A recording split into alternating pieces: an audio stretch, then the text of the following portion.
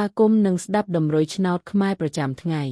ដើម្បីជាកម្លាំងចិត្តសូមពុកម៉ែបងប្អូនចុច like និងសញ្ញាជាម្នាក់មួយផងដើម្បីទទួលបានតម្រុយថ្មីប្រចាំថ្ងៃតម្រុយឆ្នោតខ្មែរនៅថ្ងៃនេះគឺថ្ងៃទី6ខែធ្នូឆ្នាំ2025ដើម្បីកុំឲ្យខាតពេលយូរសូមស្ដាប់តម្រុយឆ្នោតពី admin មានលេខ97314425សម្រាប់ប៉ុស្តិ៍ APCD សម្រាប់លេខ OZ admin មាន2គ្រាប់គឺ OZ ខ្ទង់90និង50សម្រាប់3លេខគឺ admin មាន2គ្រាប់ផងដែរគឺមានលេខ446គុណ887គុណបើសិនជាពុកម៉ែបងប្អូនស្រឡាញ់និងពេញចិត្តលេខទាំងនេះពុកម៉ែបងប្អូនអាចយកលេខទាំងនេះទៅផ្សងសំណាងបានជាចុងក្រោយសូមជូនពរពុកម៉ែបងប្អូនដែលយកលេខខាង admin ទៅផ្សងសំណាងហេងយើងទាំងអស់គ្នាជូនពរពុកម៉ែបងប្អូនជួបតែសំណាងអានឹងសុខភាពល្អសូមជម្រាបលាជួបគ្នានៅថ្ងៃស្អែកបន្តទៀត